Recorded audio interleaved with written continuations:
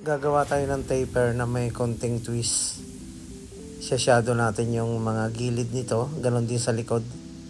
Lagyan natin ng parang forma ng burst page sa may part ng kanyang likod. Gamit tayo ng number 8 na clipper guard. Medyo mahaba na rin yung kanyang buhok. And then overcomb natin bago tayo mag-start ng gupit na ating gagawin para sa kanya. Gamit tayo ng number 2 na clipper guard sa pinakang gilid nito. O diba kitang-kita na natin yung pagbawas ng number 2 na clipper guard. Hindi na tayo mahihirapan na mag-estimate dahil wala nang mahaba sa parteng gitna nito. Gawa tayo ng pinakang curve and then cut natin yung kalahati ng kanyang patilya. Gawa tayo ng pinakang line dito sa may likod ng kanyang tenga. And then pagkatapos nyan, gawa tayo ng parang V-shape dito. And then linisin natin yung pinakang sentro.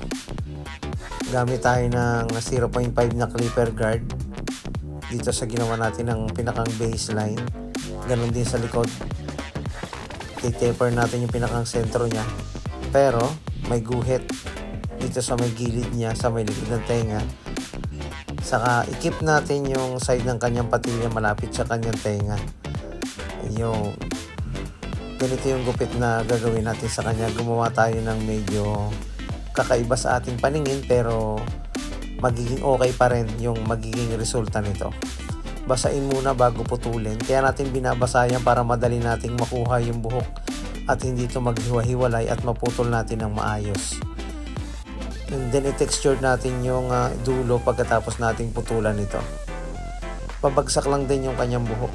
I-clear lang din natin yung kanyang bangs para maging freestyle kapag nilagyan niya ng kahit anong hair product ito.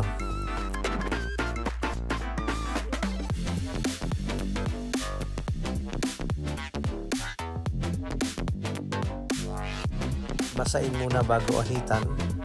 Ayun, nakikita natin yung forma ng gupit na ating ginawa sa kanya. Okay din. Sabi nung iba nag-experiment tayo pero kung maganda naman yung resulta, why not? Baka sakali na pwede naman at magiging maayos naman itong tingnan. Sabi nga, barbering is an art, kaya magawa tayo ng gupit na pwede.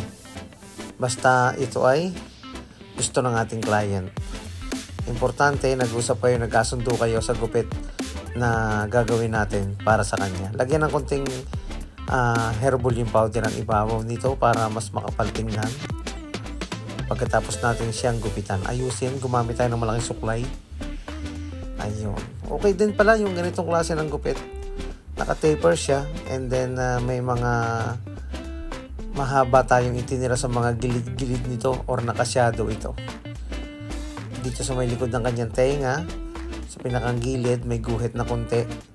Parang burst page yung style sa likod pero naka-taper yung pinakang gitna niya.